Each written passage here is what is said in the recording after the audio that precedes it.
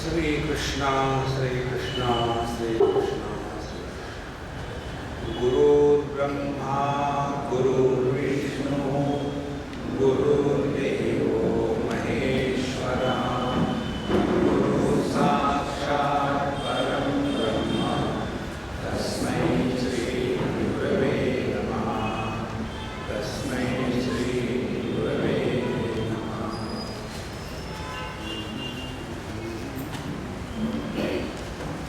कल हम लोगों ने देखा कि माया क्या है, भगवान की शक्ति क्या है, और उसको जान करके अपने जीवन में उतारना माने क्या है। देखो तीन बातें होती है। एक तो जानकारी हमने इकट्ठी करी, अब उस जानकारी का क्या करते हैं, दूसरों को बताना है या अपने जीवन में उतारना है। तो हमने जानकारी इकट्ठी करी कि ये जगत माया इत्यादि क्या है, फिर उसके साथ हमको इंटरेक्शन करनी है, मनन किया। उसके पश्चात अब उसको अपने जीवन में उतारना भी है। ये तीन बातों को मिलकर के आध्यात्मिक साधना होती है। तो हमने देखा एषा माया भगवतः सर्ग स्थिति अंतकारिणी त्रिवर्णा वर्णिता स्वामी किम भूय श्रोतुमिच्छसि। हे राजन, हमने आपको भगवान की यह जो माया है, जो सर्ग स्थिति लय कारिणी, सर्ग माने निर्माण, स्थिति माने रखना, लय माने नाश करना, और ये त्रिवर्णा तीन प्रकार की है, हमने आपको बताया। और आप क्या जानना चाहते हो? तो राजा कहता है, योगी राजा, यथा एताम ऐश्वरीं मायां दुरस्ताम अकृतात्मभिः तरन्त्यञ्जः स्थूलधीयः महर्ष इदमुच्यताम्। स्थूल बुद्धि और सूक्ष्म बुद्धि किसको कहते हैं? वृंदावन में हम लोग बैठे थे कहीं, और उधर से एक मारवाड़ी अम्मा आई। मारवाड़ी अम्मा माने स्थूल देह, round figure, no rough corners. आने के पश्चात फिर कहती है, महाराज जी आप हमको ठीक से समझाइए, आप तो स्थूल बुद्धि है, आपको समझ में आता है, हम तो सूक्ष्म बुद्धि है, हमको समझ में नहीं आता। स्थूल बुद्धि माने जिसकी बुद्धि स्थूल जगत में फंस गई है, वो स्थूल बुद्धि है। जब हम जगत में जी रहे हैं तो हमारा ध्यान कहाँ है? स्थूल जगत के तरफ होगा तो स्थूल बुद्धि, और अपने अंतःकरण के स्थिति की तरफ होगा तो सूक्ष्म बुद्धि, और इन अनुभूतियों का प्रभाव हम पर कैसे हो रहा है वहां होगा तो सूक्ष्मतर बुद्धि, और इनका हम पर कोई प्रभाव नहीं पड़ता, तब हम सूक्ष्मतम बुद्धि वाले। सूक्ष्म, सूक्ष्मतर, सूक्ष्मतम। तो हम जो साधारण लोग हैं, कैसे है? अकृतात्म भी। अकृतात्म भी माने जिनका दिमाग ठिकाने पर नहीं रहता, जिनका मन भटकते रहता है। देखो शास्त्रों में ऐसा कहते हैं कि जो व्यक्ति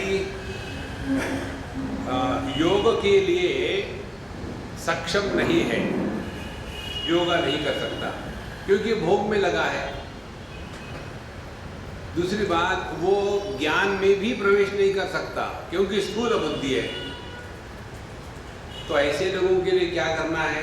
तो उनके लिए भक्ति योग बताया है। इसीलिए आप देखेंगे मेजॉरिटी जो होती है ना, जहाँ तबला पेटी चलती है, वहाँ आपको बहुत सारी भीड़ मिलेगी, और यही बताएंगे, देखो सब करते रहो, भोगो, चाय सर्वश्रेष्ठ जो है ये तो गृहस्थ धर्म है। यदि गृहस्थाश्रम नहीं होता तो ये सन्यासी कहाँ से पैदा होते? इसीलिए गृहस्थाश्रम में रहो और दुखी रहते रहो।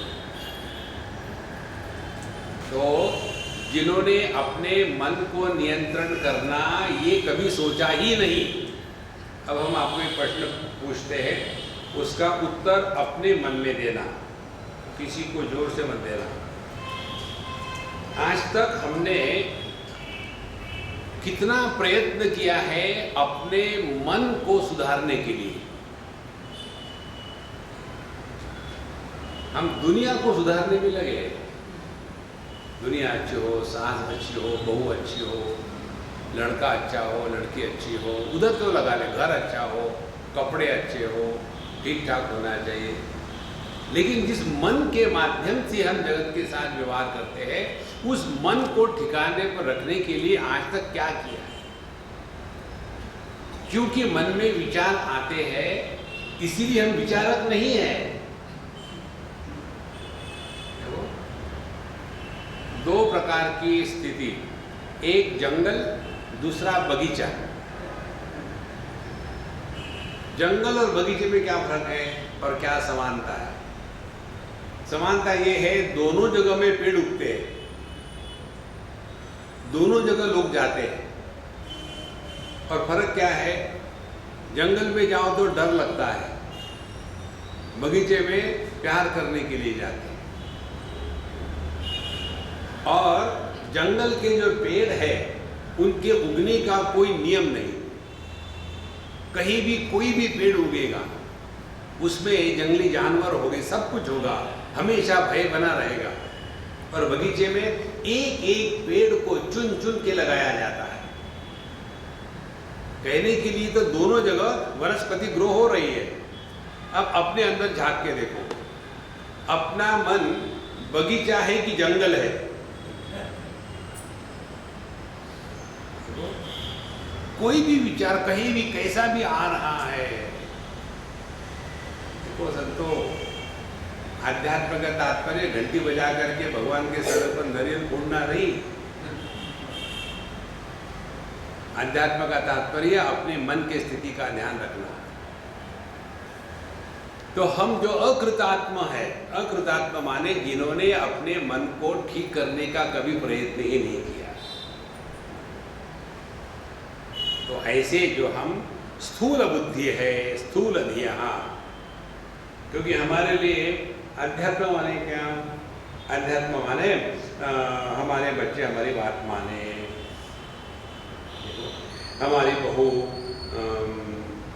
ऐसी हो कि जो हमारी सब बात माने, ये हमारा अध्यात्म। ये अध्यात्म नहीं है, ये बेवकूफ़ी है।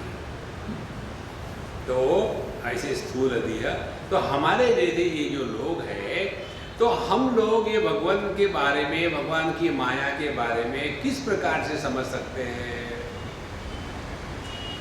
यही बात भगवान कहते 7वें अध्याय में, दैवी हेषा गुणमयी मम माया दुरत्यया। मेरी माया दुरत्यया माने इसको पार करना बड़ा कठिन है।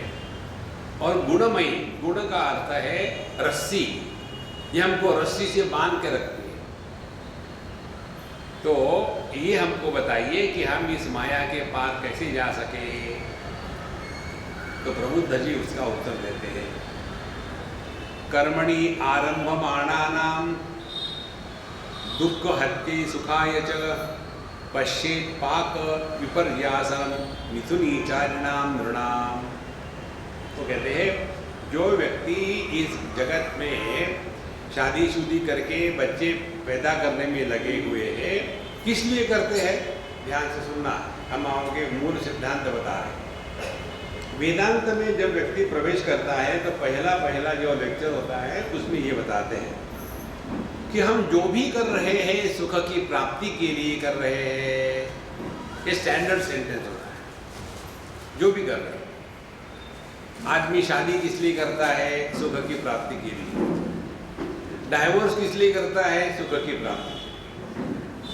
बच्चे किस लिए पैदा करता है? सुख की प्राप्ति के लिए। नौकरी किस लिए करता है? सुख की प्राप्ति के लिए। खाना किस लिए खाता है? सुख की प्राप्ति के लिए। एकादशी किस लिए करता है? सुख की प्राप्ति।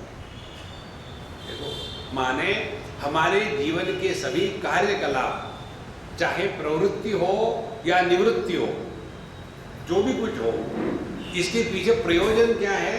सुख प्राप्ति। लेकिन मिली क्या आज तक? फिर क्या करें, एक थोड़ा सा चेंज करो। चेंज ये है, सुख के प्राप्ति के लिए कुछ मत करो, जो भी कर रहे हो सुख को प्रकट करने के लिए करो। कितना सिंपल टेक्निक है। जो आप कर्म करते हो, वाणी से बात करते हो, मन से विचार करते हो, ये सभी के सभी जो चैनल है वो आनंद को प्रकट करने के लिए होवे। इतना ही करना है। इसीलिए कर्म करना है तो आनंद को प्रकट करने के लिए। तब जब आनंद को प्रकट करने के लिए कर्म करेंगे तो मुझे क्या मिलेगा, ये प्रश्न मन में नहीं आएगा। और यही सिद्धांत है जो कहते हैं ना, कर्मण्येवाधिकारस्ते मा फलेषु कदाचन। माने कर्म करते समय यदि तुमको आनंद की प्राप्ति हो गई, क्योंकि तुम आनंद प्रकट कर रहे हो, तो मा फलेषु कदाचन, कर्म करने से मुझे क्या मिलेगा, ये प्रश्न दिमाग में आएगा ही नहीं। देखो, हम कई बार जाते हैं लोगों के यहाँ खाने के लिए, वो एक हमारा प्रोफेशनल हजार्ड है। तो वहाँ जाने के बाद हम खाना खाते हैं और कई बार भूल जाते हैं कि खाने को अच्छा कहना पड़ता है। और हमने यदि कहा नहीं कि खाना अच्छा है, तो उस अम्मा का चेहरा देखो, इतना मेहनत से बनाया।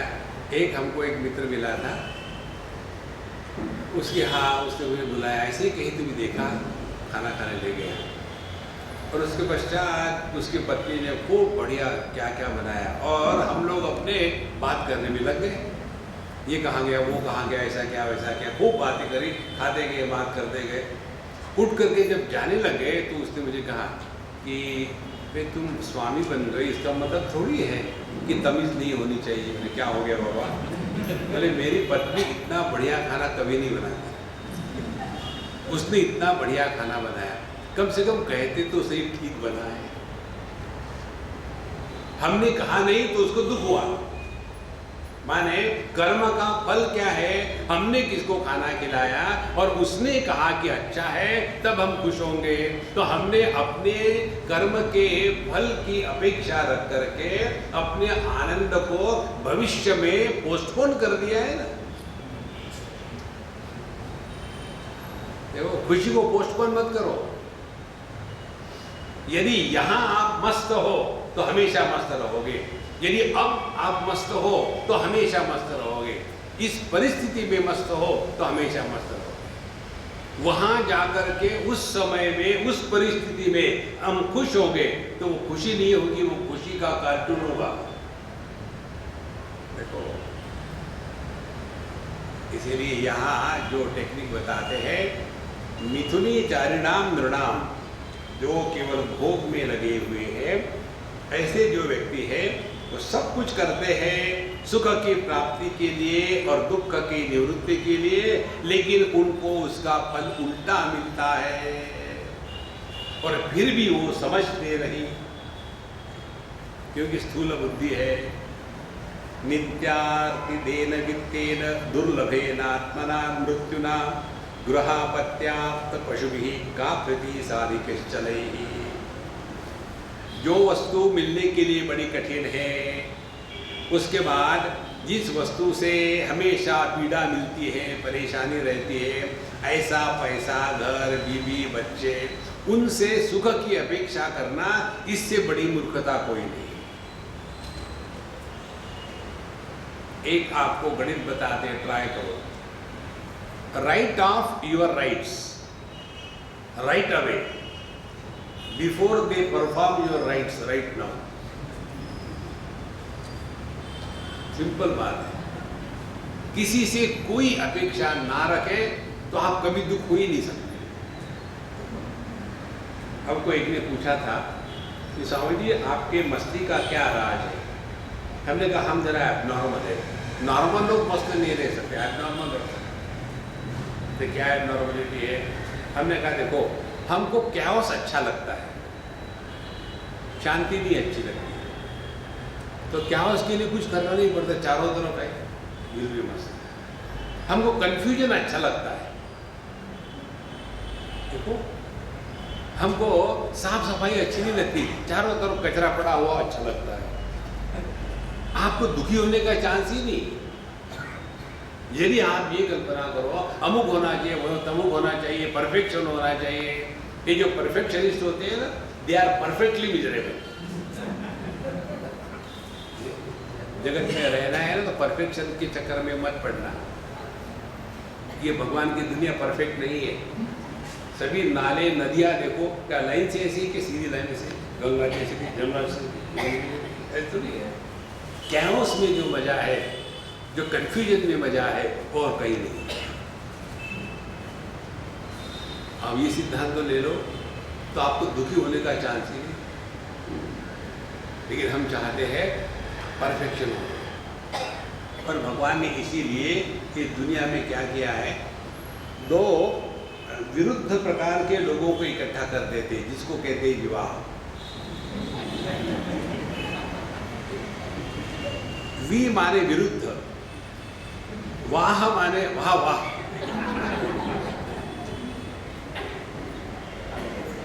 विवाह, जिसमें से वाह वाह निकल गई है।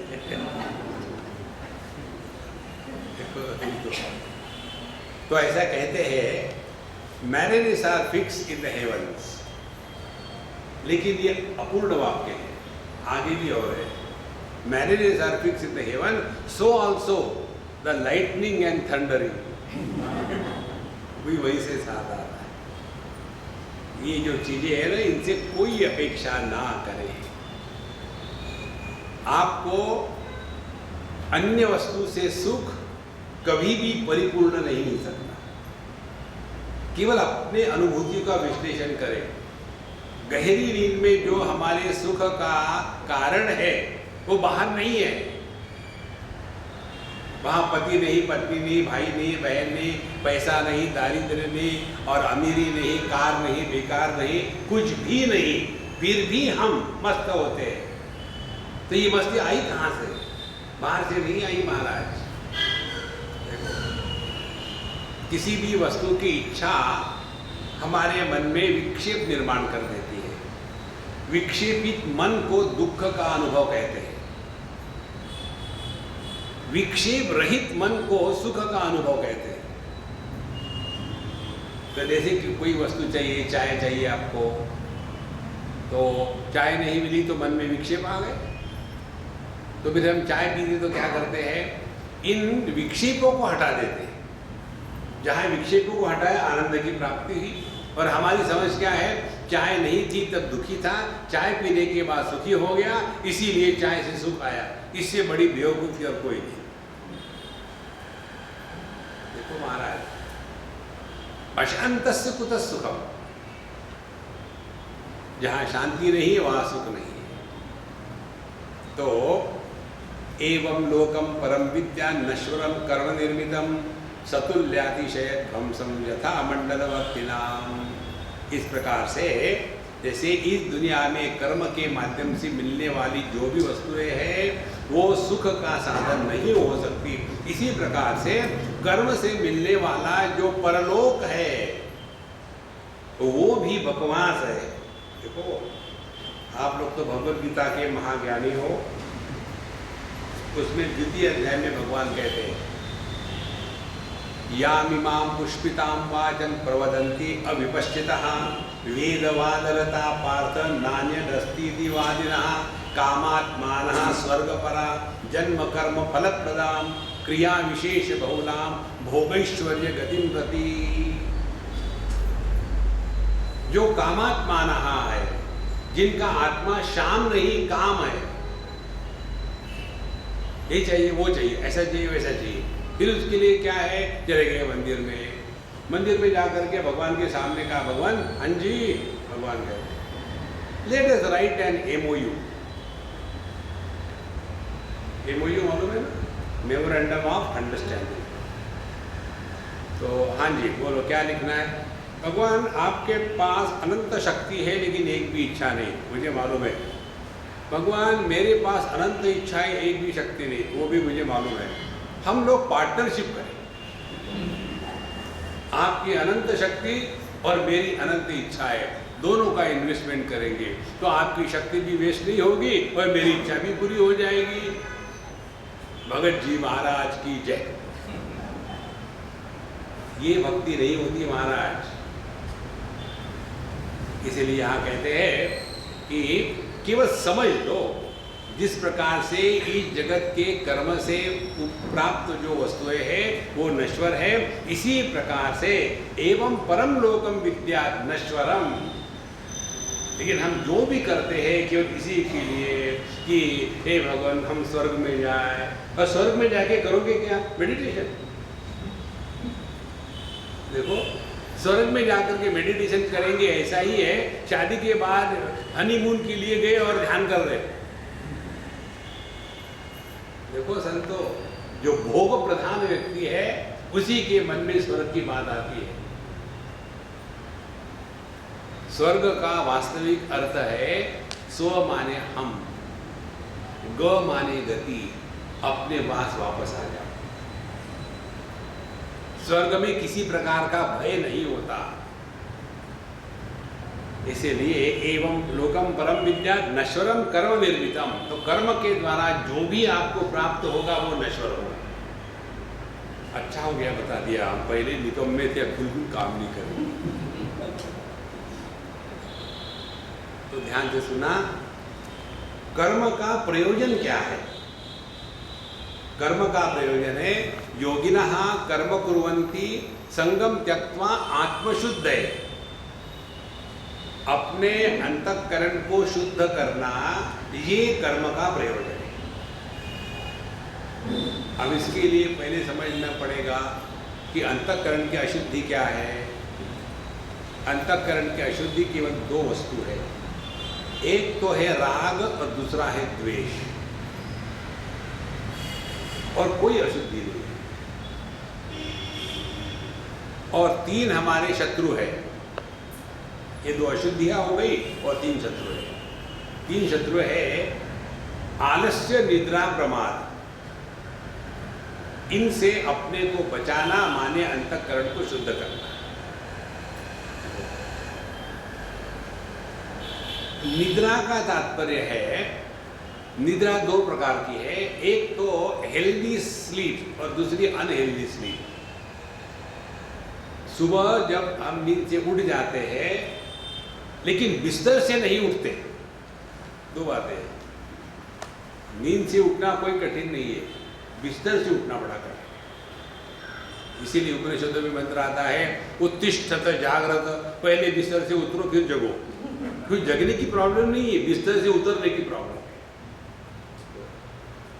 तो यह जो निद्रा है, पहली जो नींद टूट जाती है वो स्वस्थ है। उसके बाद हम चिंतन शुरू कर देते हैं, इतना जल्दी उठ के क्या करेंगे, अपना क्यों टाइम वेस्ट करें, कितना बजा है, अभी 6:13 देखो उठने का समय, लेट इट बी राउंड फिर 6:30 बजे उठेंगे। ऐसा करते करते आधा घंटा 1 घंटा निकल जाता है और फिर the nature comes to our rescue. There is a nature's call and then we will come. नैसर्गिक रीत्या जागृत हो जाते। ये कोई लाइफ है आदमी जो सूर्योदय के पश्चात उठते हैं, माने जिन्होंने सूर्य के उदय के पहले उठना नहीं ऐसी कसम खा रखी है, वो सभी के सभी अगले जन्म में खटमल हो जाते हैं। ऐसा खटमल महापुराण में आया है।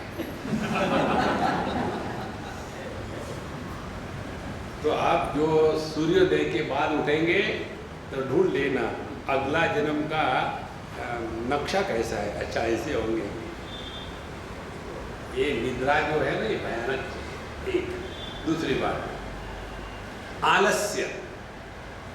इस आलस्य को तोड़ने के लिए अपने आप को नियम में बांधना जरूरी है।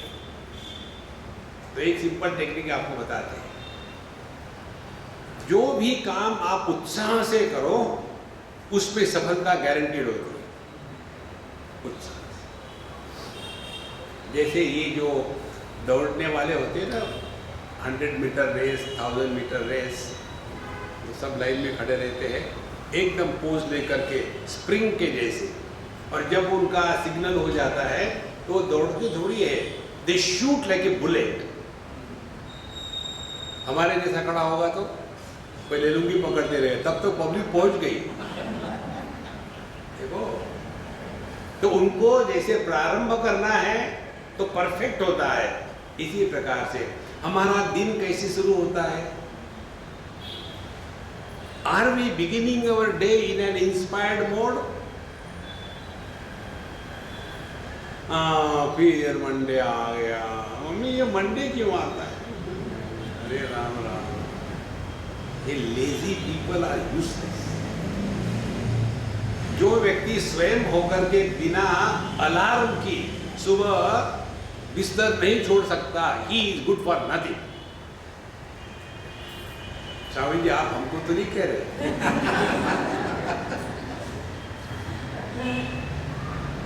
अलार्म के चक्कर में मत पड़ना। एक बार कोयम्बटूर की बात है, हम किसी के यहाँ, तो उनकी एक छोटी सी लड़की बड़ी प्यारी, एक दिन मुझे कहती Swami ji gift for you.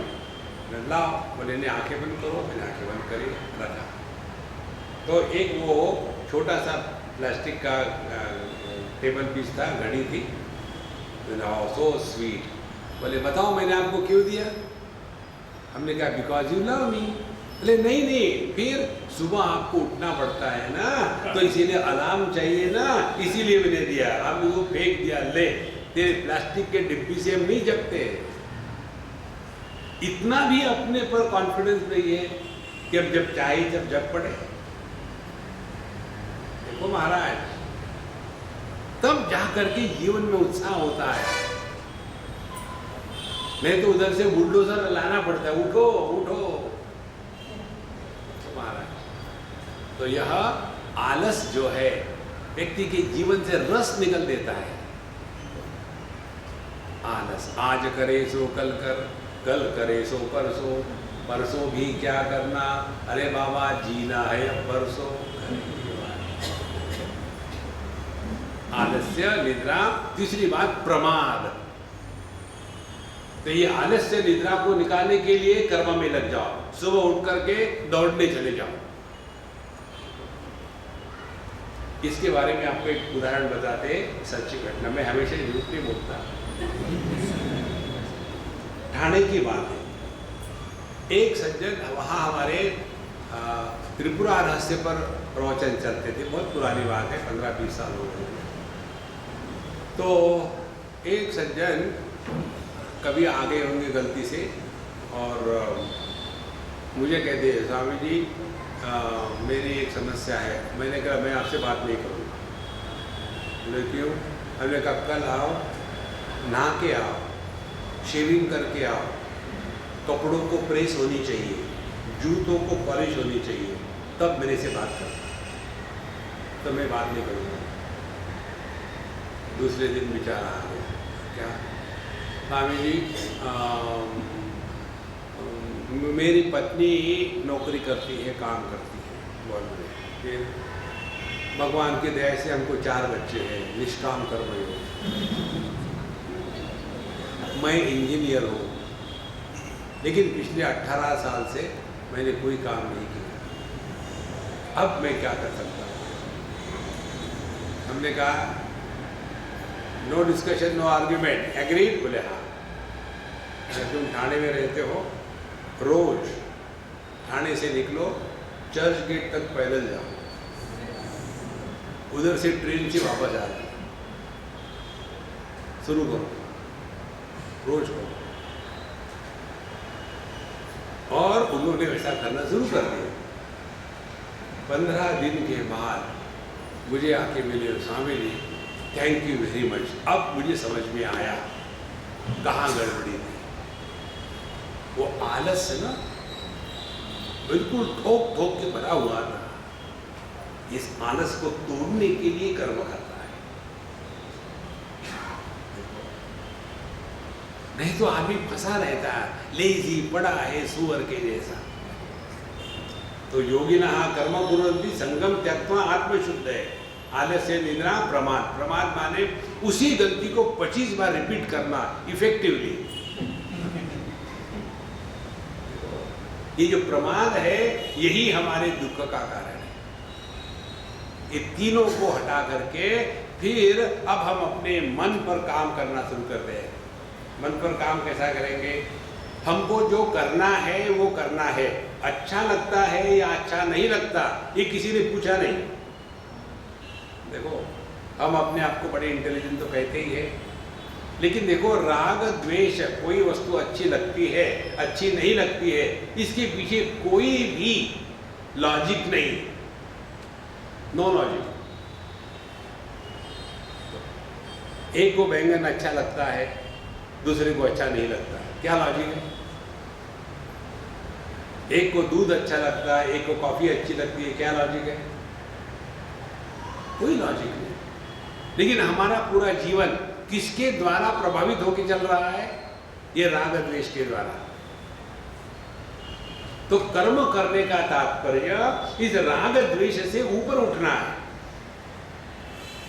जो करना है, करणीय है, कर्तव्य है, उसको करना है, चाहे आपको अच्छा लगे ना लगे। तो योगिनः कर्म कुर्वन्ति संगम त्यक्त्वा आत्मशुद्धये। इस प्रकार से कर्म का प्रयोजन स्वर्ग में जाना नहीं, कर्म का प्रयोजन इस दुनिया में पैसा इकट्ठा करना नहीं, कर्म का प्रयोजन अपने अंतःकरण को शुद्ध करने में है। और ये बात ये भगत लोग नहीं जानते क्योंकि स्थूल बुद्धि है। और यदि ये कल्पना करेंगे कि हम स्वर्ग में जाएंगे तो हम आपको बताते हैं यहाँ स्पष्ट लिखा है स्वर्ग में भी झोपड़पट्टी है। हर जगह वही गड़बड़ है, वहाँ भी सिविल लाइन्स है, वहाँ भी कैंप एरिया है, वहाँ भी धारावी है। ऐसे मत समझ लेना कि अमेरिका सब बढ़िया बढ़िया, जाके देखो आप, वहाँ भी दरिद्री लोग हैं। वहाँ के जो कुत्तों के खाने की एडवर्टाइजमेंट होती है ना, वो कुत्तों का खाना गरीब लोग खाते हैं खरीद करके, पैक बढ़िया होता है। देखो इसीलिए ये कल्पना निकाल देना कि स्वर्ग में जाएंगी तो बड़ा अच्छा होगा, कुछ नहीं। तस्मात् फिर करे क्या? अब यहाँ से हमको हटा दिया गलत विचारधारा से। तस्मात् गुरुं प्रपद्येत जिज्ञासुः श्रेयमुत्तमं शाब्दे परे च निष्णातं ब्रह्मणि उपशमम् आश्रयम्। इसीलिए तस्मात् गुरुं प्रपद्येत जिज्ञासुः। तो जो जिज्ञासु है, जिज्ञासु माने अब जिसको जानने की इच्छा हो गई है। देखो हम जो कर रहे हैं किस लिए कर रहे हैं? सुबह से शाम तक ये किया वो किया, वहाँ गए यहाँ गए, पैसा इकट्ठा किया पैसा खर्चा किया। अरे जिंदगी में वही करना है क्या? कुछ और भी तो होगा जीवन में। सस्यमिव मर्त्यः पच्यते सस्यमिवा जायते पुनः। कठोपनिषद में आता है घास के जैसे हम उगते हैं, घास के जैसे पकते हैं और घास के जैसे नष्ट हो जाते हैं। आज तक कितनी आके चले गए। हमको अपने माँ बाप मालूम है, दादा दादी नाना नानी मालूम है, एक हाथ हो गए जिनको परदादा परदादी इत्यादि मालूम हो गए। उसके बाद चौथी पांचवी पीढ़ी कभी एक भी विचार आया? अनावश्यक है। लेकिन हमको ऐसे लगता है हम यहाँ हमेशा रहेंगे। आपके राम की अयोध्या कहाँ है बताओ?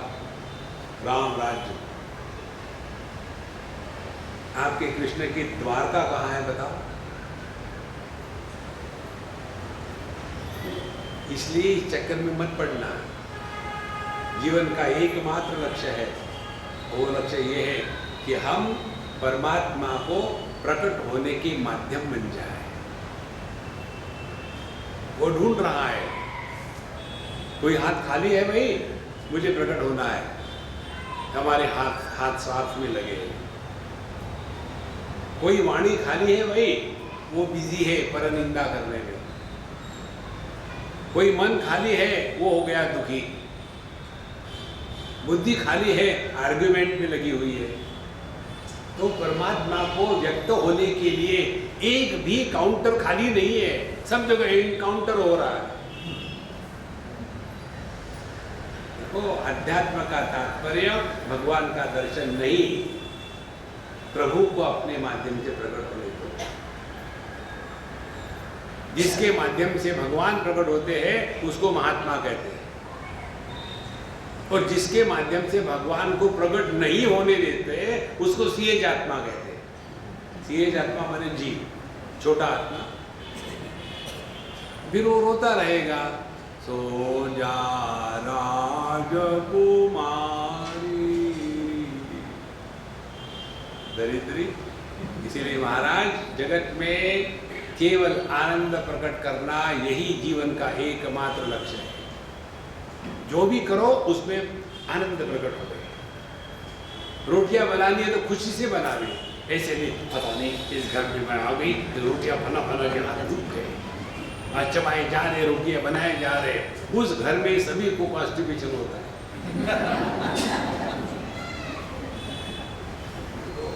जो भी करो प्रसन्न होके, आपने सब कुछ समझ लिया कर्म का सिद्धांत। बोलना है तो प्रसन्नता से। कई बार हम लोग बोलते थोड़ी है, बोलते हैं। क्या चाहिए, किस लिए आए हो, क्यों खड़े हो, बैठ जाओ नीचे, क्यों बैठे, उठ जाओ, वाह वाह वाह वाह वाह। अरे मनुष्य जन्म मिला है, भूखो मत। इसी प्रकार से विचार करना है, प्रसन्नता से विचार करें। Don't start thinking negatively. ये जो विचार निगेटिव करते हैं ना, अब जी के क्या करेंगे, सभी वेट कर रहे हैं, अभी मरेगा अभी मरेगा, लेकिन मरता भी नहीं। तो ना जीने की तमन्ना है ना मरने का इरादा है। देखो संतो, केवल आनंद को प्रकट होने देना, ये आपने सिद्धांत स्वीकार किया तो आपने कर्म किया, योग किया, ज्ञान किया, भक्ति की, सब कुछ किया। आनंद को प्राप्त करने के लिए कुछ मत करना, प्रकट करना। और उसके लिए तस्मात् गुरुम प्रपद्येत जिज्ञासु। तो जिज्ञासा कब प्रकट होती है, जब अंतःकरण शुद्ध होता है। शुद्ध अंतःकरण की परिभाषा भगवान शंकराचार्य अपने भाष्य में लिखते हैं, शुद्ध अंतःकरण वो है जिसमें तत्व जिज्ञासा प्रकट हो जाती है।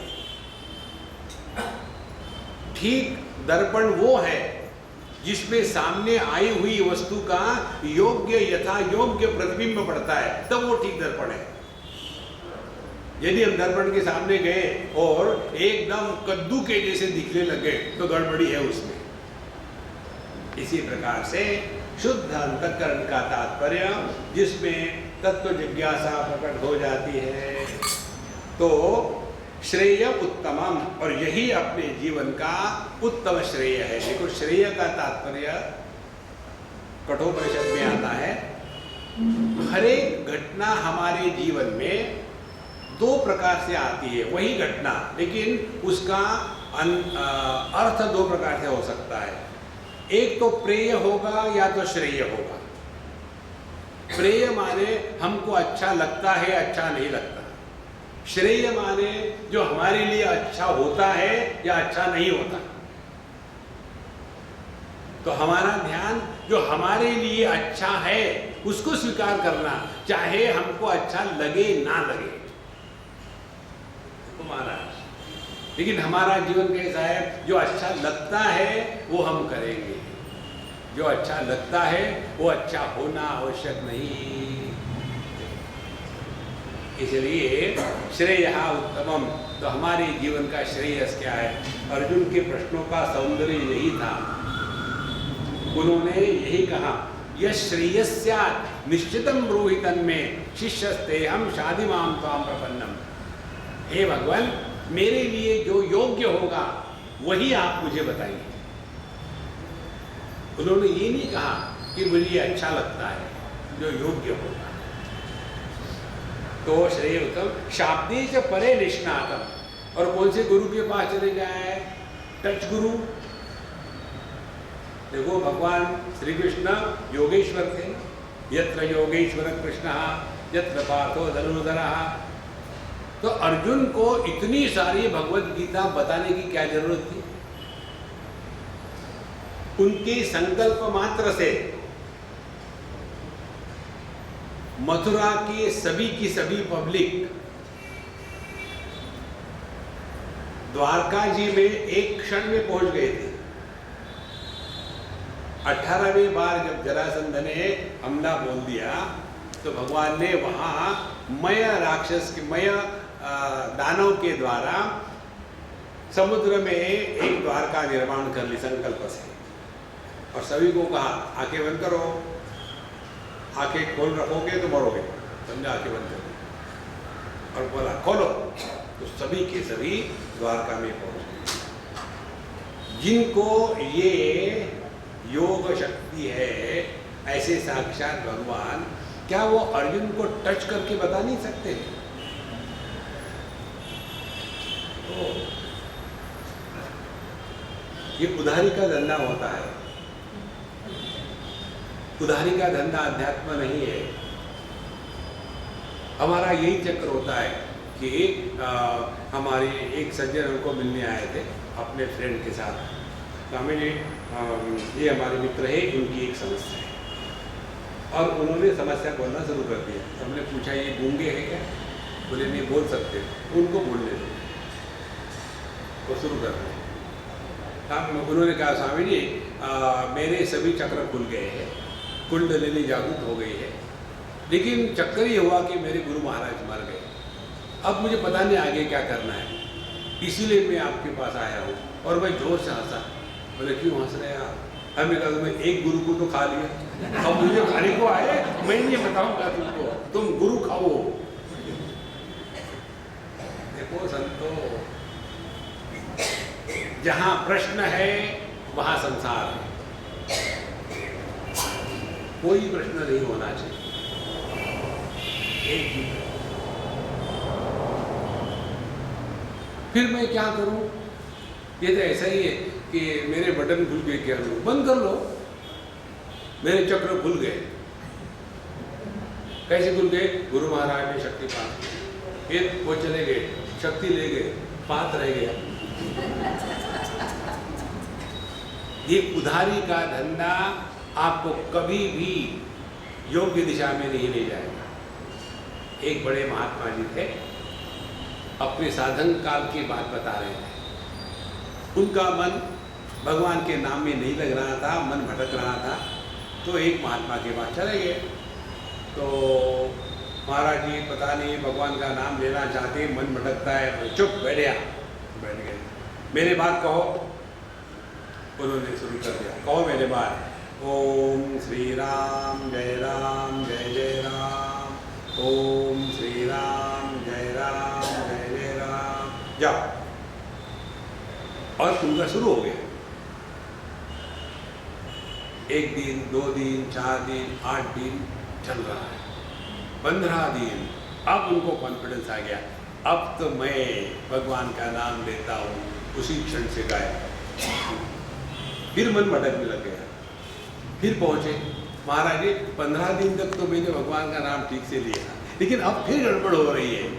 उन्होंने कहा कि अरे बेवकूफ, वो तुम्हारे मन से मैं नाम ले रहा था, तुम नहीं ले रहे।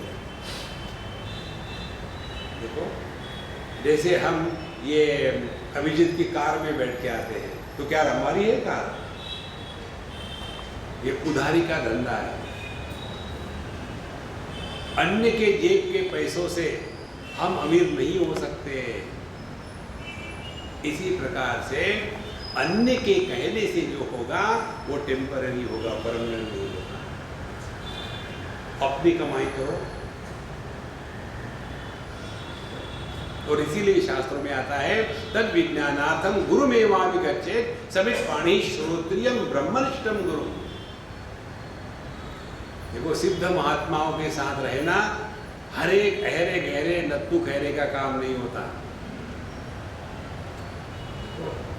2 प्रकार से शिक्षा दी जाती है। जो सिद्ध महात्मा होते हैं वो शब्दों से नहीं सिखाते, वो परिस्थिति निर्माण कर देते हैं, और उस परिस्थिति से आपको सीखना है। और जो श्रोत्रिय ब्रह्मनिष्ठ महात्मा होते हैं, जिन्होंने शास्त्रों का अध्ययन किया है और ज्ञान के आदान प्रदान की जो प्रक्रिया है वो उन्होंने अपने गुरु परंपरा से प्राप्त की है, और इसीलिए ये सभी के लिए संभव है। देखो महाराज, और दूसरी महत्व की बात, वेदांत के चिंतन करने वालों में पिछला जन्म, ये जन्म, अगला जन्म, इच्छाओं की पूर्ति, ये विषय बहुत कम आता है या आता ही नहीं। अभी हम लोग पिछले कितने दिनों, 5 दिन से सुन रहे, कभी बताया आपको हमने, यदि आप ये करोगे तो आपका लड़का पास हो जाएगा। प्रयोजन ही भिन्न है। इसीलिए संतो, श्रोत्रिय ब्रह्मनिष्ठ गुरु का तात्पर्य है हमको परंपरा से योग्य प्रकार से शास्त्रों का अध्ययन करना है। शास्त्रों के अध्ययन से अपने दृष्टि में परिवर्तन आ जाता है। जब तक के दृष्टि में परिवर्तन नहीं आएगा, तब तक के जीवन में परिवर्तन नहीं आता। जैसी हमारी दृष्टि होगी वैसा जीवन होगा। तो शाब्दे च परे निष्णातम ब्रह्मणि उपशम आश्रयम। तो जो श्रोत्रिय हो और केवल गाल बजाने वाले नहीं हो। देखो, 2 व्यक्ति है, एक बंगाली, एक साउथ इंडियन। हमने इसका उदाहरण दिया था कहीं। बंगाली माने क्या? रसगुल्ला, संदेश, रबड़ी खाने वाला। और साउथ इंडियन माने क्या?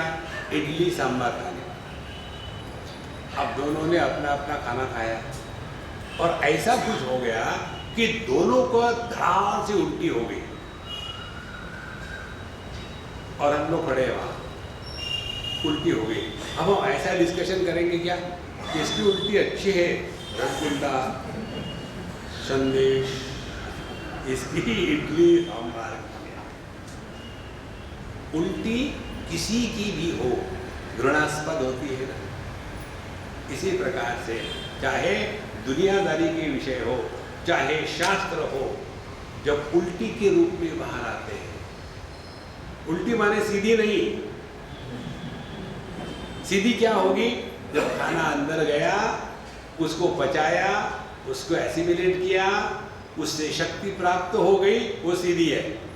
इसी प्रकार से शास्त्रों का अध्ययन किया, उस पर मनन किया, उसका निधिध्यासन हुआ, उसको जीवन में उतारा, और फिर उन शास्त्रों के शब्दों का अर्थ जब हृदय से और वाणी से प्रकट होता है, तब उन शब्दों का प्रभाव सुनने वाले के मन पर होता है, नहीं तो नहीं होता। तो इसीलिए केवल श्रोत्रिय मात्र इनफ नहीं है। जो ज्ञान शास्त्रों में बताया है वो हमारे जीवन में आना चाहिए।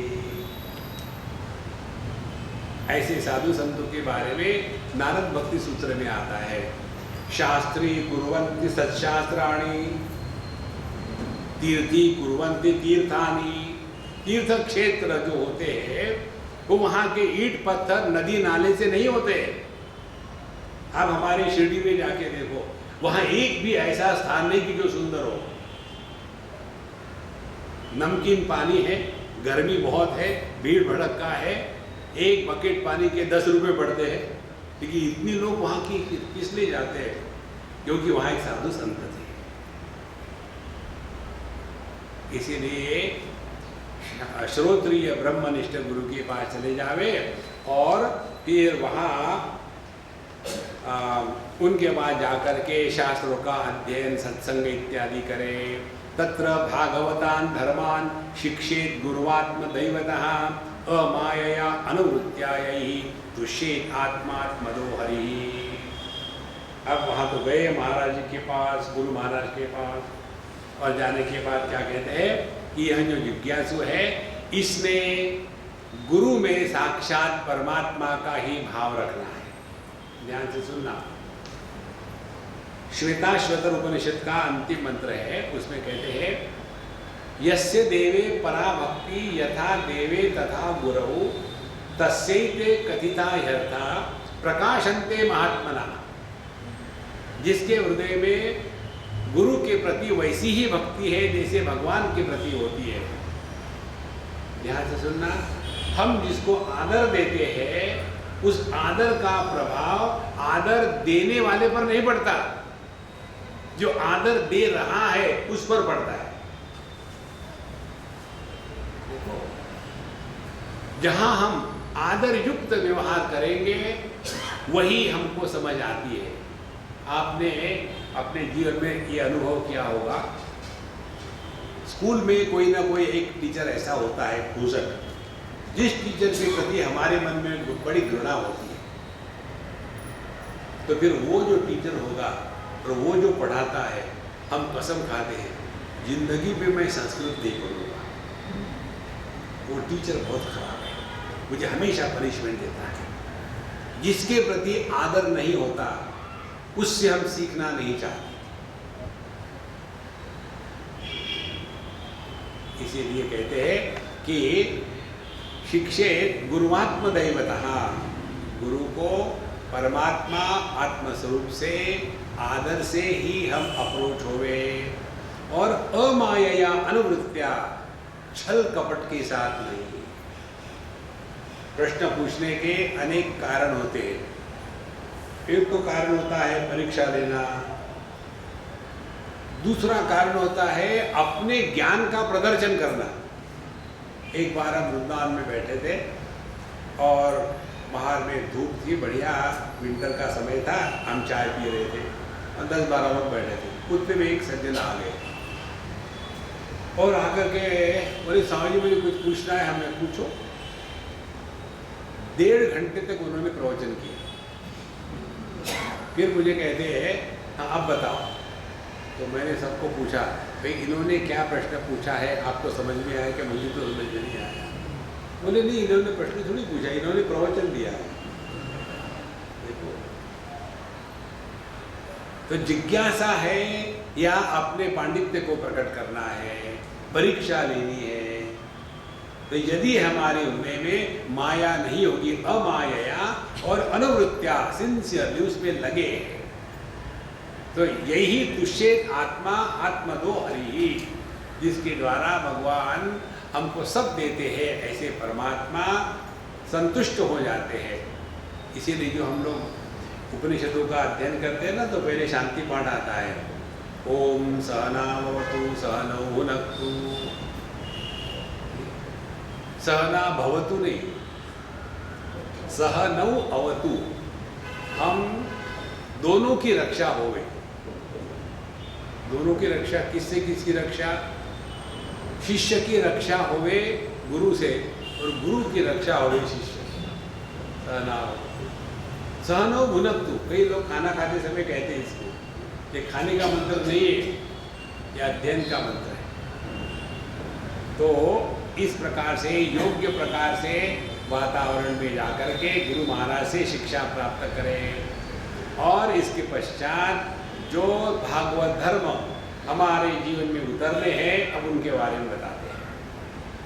कहते हैं, सर्वतो मनसो असंगम आदौ संग च साधुषु दया मैत्री प्रश्रयं च भूतेषु शुद्धा यथोचितम शौचम तपस्तितिक्षां च मौनम स्वाध्याय मार्जवम ब्रह्मचर्य अहिंसा च समत्वं द्वंद्व संजयो सर्वत्र ईश्वर वीक्षा कैवल्यम अनिकेतदां विविक्त चीरवसनम संतोषम येन केनचित् श्रद्धा भागवते शास्त्रे अनिंदा अन्यत्र चापि मनोवाक् कर्म दंडं च सत्यं शमदमावपि श्रवणं कीर्तनं ध्यानं हरेः अद्भुत कर्मणः जन्म कर्म गुणानां च तदर्थे किल चेष्टितम् इष्टं दत्तं तपो जप्तं वृत्तं यच्चात्मनः प्रियं दारान् सुतान् गृहान् प्राणान् यत्तत् परस्मै निवेदितम् एवं कृष्णात्मनाथेषु मनुष्येषु च सौहृदं परिचर्यां चोभयत्र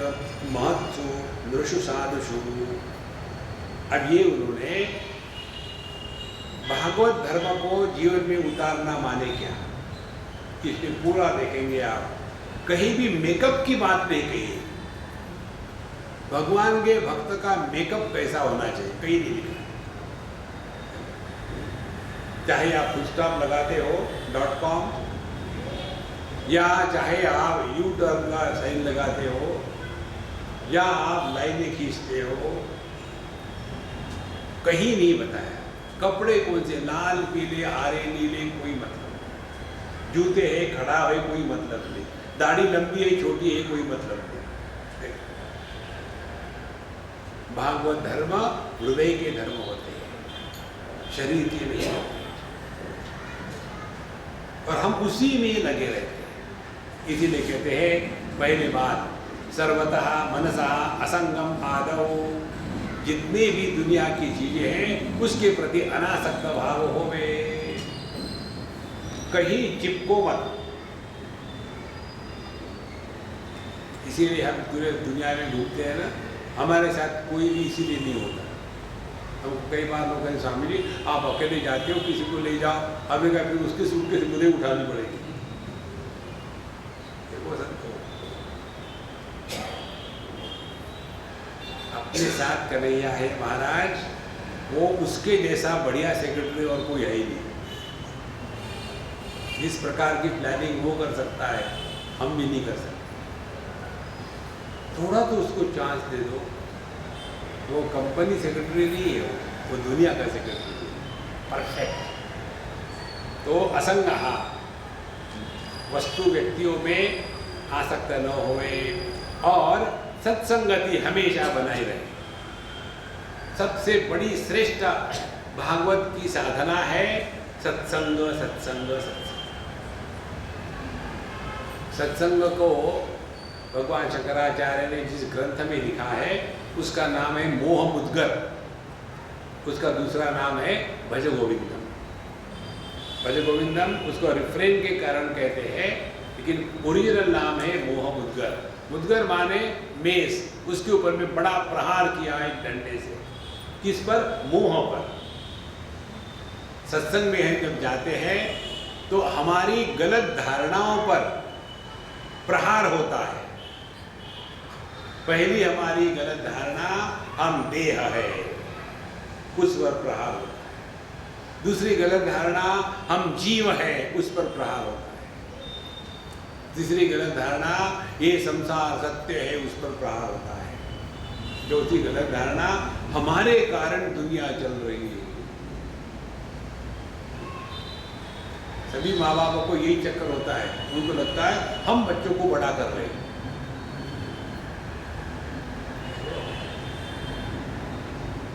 दिल्ली में हमें एक को देखा, छोटा सा आदमी 35 साल का। तो हमने कहा भाई तुम छोटे की हो? बोले स्वामी जी माँ बाप थे नहीं, तुम्हें बढ़ाई दी। तो माँ बाप बच्चों को बड़ा करते माने करते क्या है? सुबह उठ के हवा भर दे, आधा इंच बढ़। ये हमारी भ्रांति है महाराज। इस दुनिया में हम बच्चों को केवल देह देते हैं। उस देह में रहने वाला जो देही है वो माँ बाप निर्माण नहीं करते। हम लोग कैसा अपना घर है रहने के लिए, फिर पैसे इन्वेस्ट करने हैं। अब कहाँ इन्वेस्ट करें? चलो एक मकान खरीद लेते हैं इन्वेस्ट के लिए, और फिर उस मकान में फिर किसी किराएदार को रख दो। तो जो किराएदार होता है वो जिसने इन्वेस्टमेंट के लिए मकान खरीदा उसने पैदा किया है, unless he is your son in law.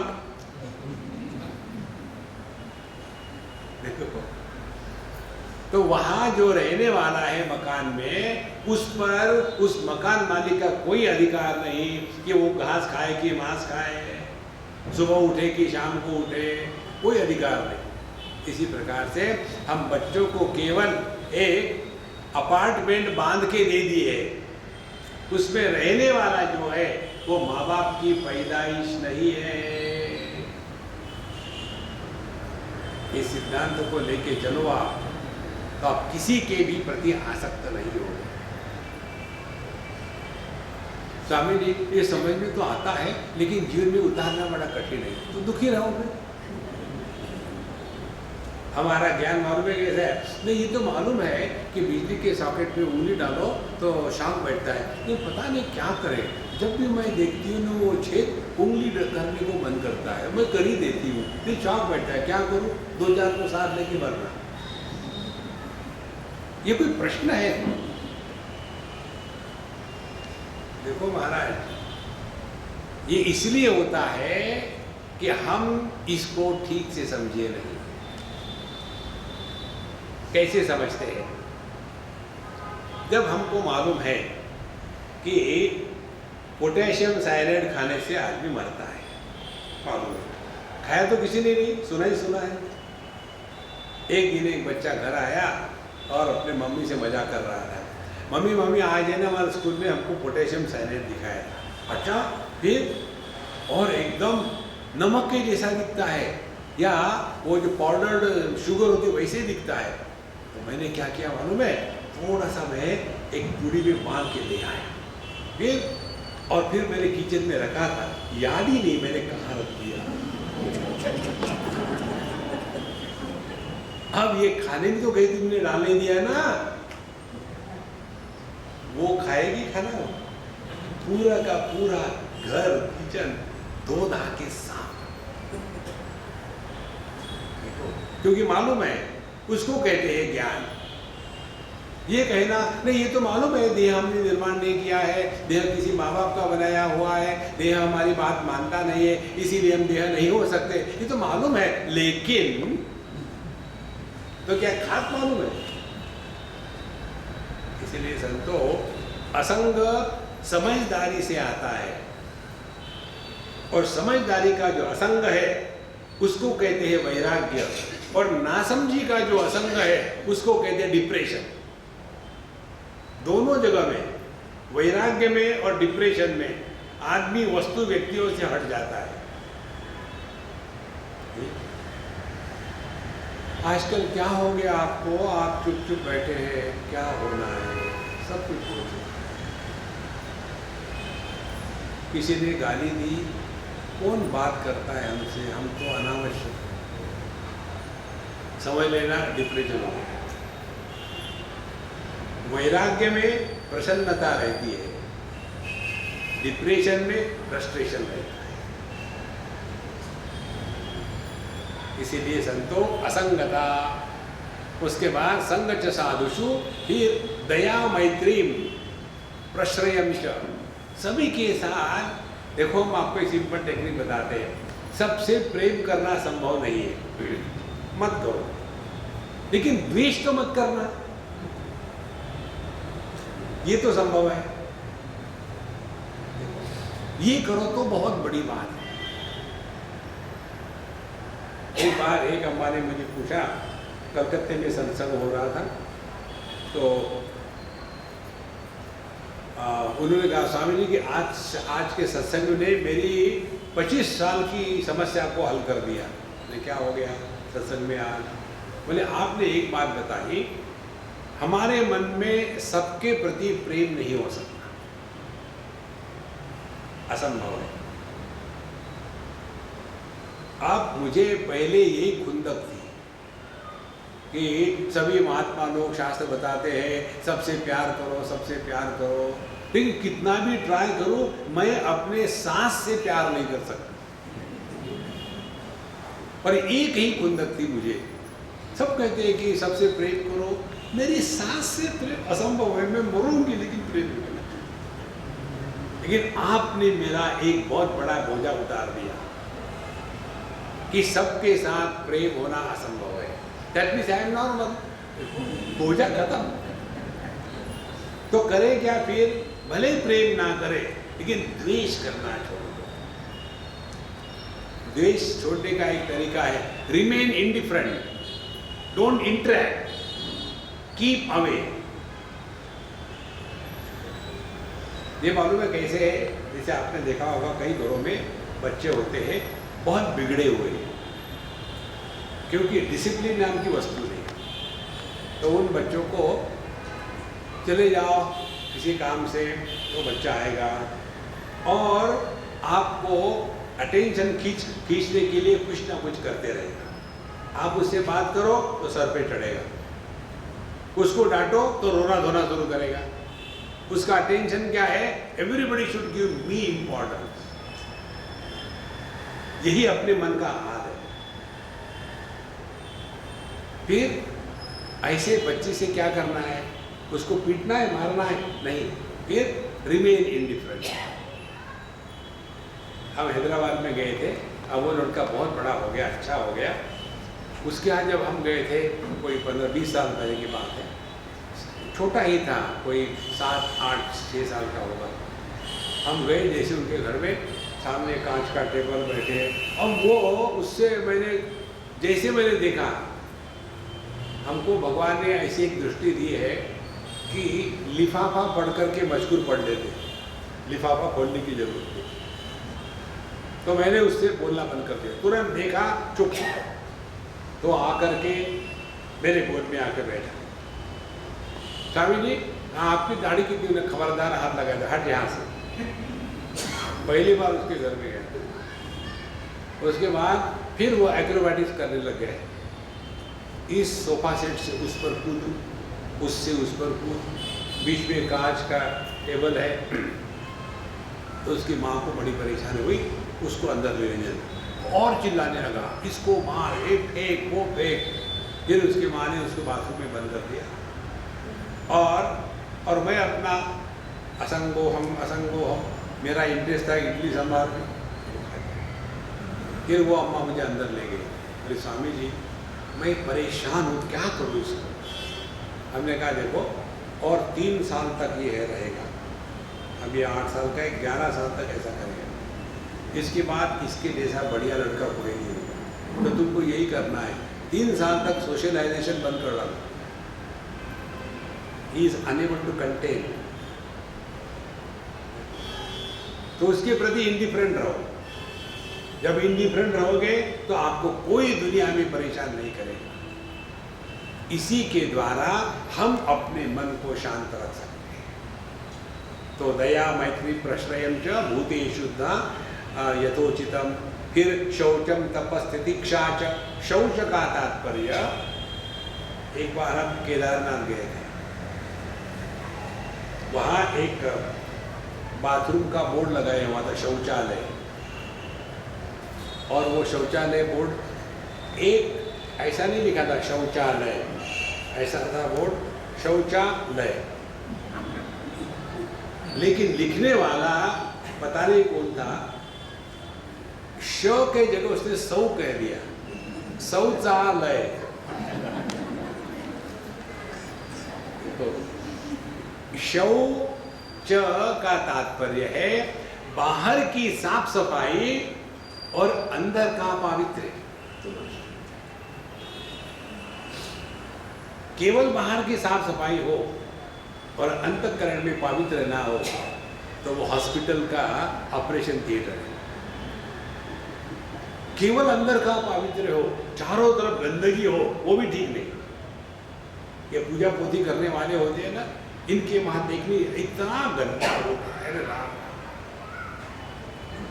जिस कपड़े से वो पूजा करते हैं ना, वो 1857 में हमारे परदादा का है, अभी तक धोया नहीं।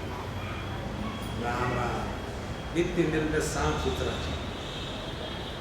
हम नाम स्थान नहीं बताएंगे। एक जगह कहीं गए थे, स्वामी जी हमारे मंदिर में आइए पूजा करिए, हम गए, सब किया। और वहाँ देखा बड़ा कमरा था, 10 बाय 10 का पूजा का कमरा। पिछले 50 साल से जितनी तेल की बोतलें तेल में मंदिर के लिए, सभी की सभी बोतलें वहाँ इकट्ठी रखी थी। पुराने न्यूज़पेपर, वो अगरबत्ती के डिब्बे, अरे राम राम, चारों तरफ गंदगी। एक सिद्धांत रखना, keep minimum things around you.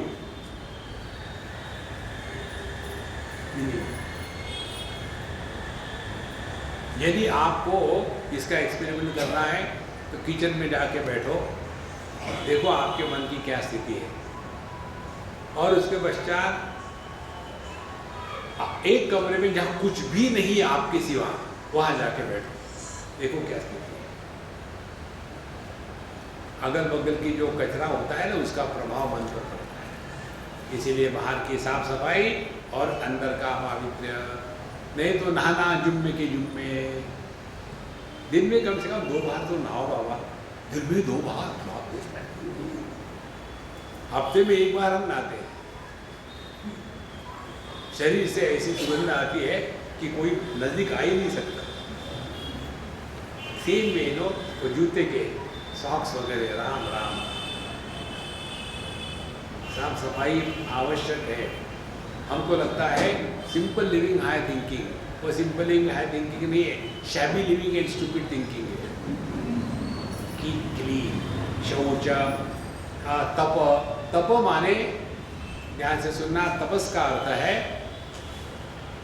दो चीजों को जीवन में उतारने का प्रयत्न। पहली चीज, हमारी जो गलत धारणा है, अमुक अमुक वस्तु के सिवा हम नहीं रह सकते, इस गलत धारणा को हमको जीतना है। जैसे हमको कई बार पंजाबी खाना खाने होता है तो हमको फोन करते, स्वामी जी हूँ तुसी की खाओगे? तो हम कहते हैं अम्मा क्या खाओगा ये तो नहीं बताऊंगा, क्या नहीं खाऊंगा ये बताऊंगा। तो बताओ, छोले भटूरे, राजमा, प्याज, टमाटर, लहसुन, जमीकन, पनीर, फिर क्या खाओगे? पंजाबी को परेशान करना है, बोले इसका इस्तेमाल मत करो, पागल हो जाएंगे। ये हमारी कल्पना है, इनके सिवा जिंदा नहीं रह सकते, ऐसा नहीं है। इसके लिए तपस्या। दूसरा तपस्या का तात्पर्य अपने आत्मविश्वास को जागृत करना है। देखो, आप यदि निश्चय कर लो एकादशी करोगे, उस दिन आपको ज्यादा भूख लगेगी और ज्यादा भूख, फिर हम चिंतन करेंगे दो एकादशी आती है, कोई ठेका नहीं कर रखा आज की कल करेंगे, लेकिन आप कर लो तो फिर आपको विश्वास जाएगा, अच्छा है। तो तपस्या का तात्पर्य discovery of independence and invocation of self confidence. अपने आप को टॉर्चर करना ये तपस्या नहीं है। तपस्या का प्रभाव अंतःकरण पर होना चाहिए। तितिक्षा सहनम सर्व दुखानाम अप्रतीकार पूर्वकम चिंता विलाप रहितम सा तितिक्षा निगद्यते। तितिक्षा का अर्थ है जीवन में living at zero complaint level. Try करके देखो, बिल्कुल कंप्लेन करनी है, एक नियम ले लो, कोई कंप्लेन नहीं। 90% आपका मन शांत रहेगा, क्योंकि हम करते क्या है, कंप्लेन, नथिंग एल्स। अब कोई भी नहीं मिला कंप्लेन करने के लिए, तो भगवान दुनिया बनाने वाले काहे को दुनिया बनाई कंप्लेन। देखो संतो, ये कंप्लेन करना अध्यात्म नहीं है। छोटे बच्चे जब प्रश्न पूछते हैं ना, तो उसमें जीनियस होता है। बुढ़ाऊ जब प्रश्न पूछते हैं तो प्रश्न नहीं होते, वो कंप्लेन होती है। तो कंप्लेन करना बंद कर दें। उसके बाद मौनम च, मौन हमने आपको बताया, मौन ये वाणी की तपस्या नहीं है, यह मन की है भगवद गीता के अनुसार। लेकिन वाणी की भी रखना अच्छा है। कैसे? एक अम्मा हमारे लिए खाना लाती थी, अमेरिका की बात है। वो और उनके पति महाराज दोनों आते थे। पति जी हमसे बात करते थे, ये अम्मा कभी बात नहीं करती थी। तो मैंने कभी पूछा भी नहीं, एक दिन गलती कर ली। हमने कहा अम्मा बात नहीं करती? बोले नहीं, उनके गुरु महाराज ने उनको बताया है जितना हो सके मौन रखा करो। तो कभी 6 हफ्ते, कभी 8 हफ्ते, कभी 4 महीने ऐसा मौन रखती है। अब हमको घर को सबको आदत हो गई, तो बहुत बढ़िया। एक दिन वो आई, उस दिन उसका मौन नहीं था, बोलना शुरू कर दिया, मानो पिछले साल भर का बदला निकाल रही ना। और फिर मुझे कहती है, महाराज जी, मेरे गुरु महाराज ने मुझे बताया था कि ऐसा मौन रखा करो, अब मुझे अगली साधना आप बताओ। हमने कहा पहले तो आपके गुरु महाराज को मेरे प्रणाम पहले। फिर उन्होंने कहा ना कि ऐसा 2 महीने 4 महीने ऐसा रखा करो। अब इसके अगली स्टेज ये है, हमेशा के लिए मौन हो जाए।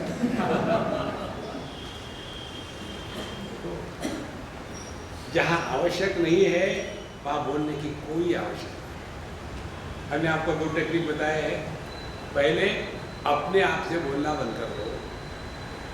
दूसरा, अन्य से बोलने के पहले पूछ लो, बोलना आवश्यक है क्या?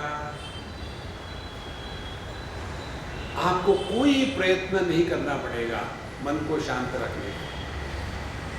तो 2 बातें। मौनम और स्वाध्यायम आर्जवम।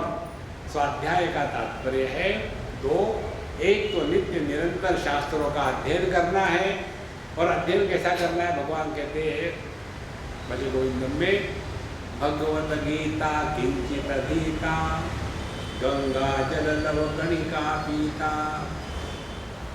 रोज वही का वही अध्याय रटो मत, रोज नया अध्याय का पाठ करना।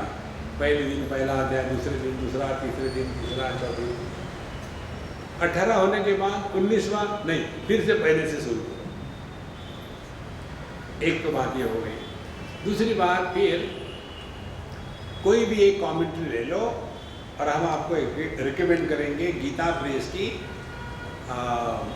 राम सुखदास जी महाराज की जो कमेंट्री है वो बहुत सुंदर है, सभी के लिए उसमें लाभ होगा। हिंदी में है तो कोई चक्कर नहीं। उसमें पहला श्लोक पढ़ लिया, उसकी कमेंट्री पढ़ ली और उसको बंद करके रख दिया, फिर बढ़िया नई कॉपी खरीदी। ऐसे नहीं, प्रिंट आउट के बैक साइड में लिखने वाली कॉपी, पुणे में वो मिलता है, भैया बढ़िया कॉपी खरीदो और फिर पहला श्लोक अपने हाथ से लिखो, बिना पुस्तक में देखे हुए। धृतराष्ट्र वाच ध्रुव ध्रुव, ऐसा है कि ऐसा है, ऋषि का रू की उकार का ध्रुव ध्रुव।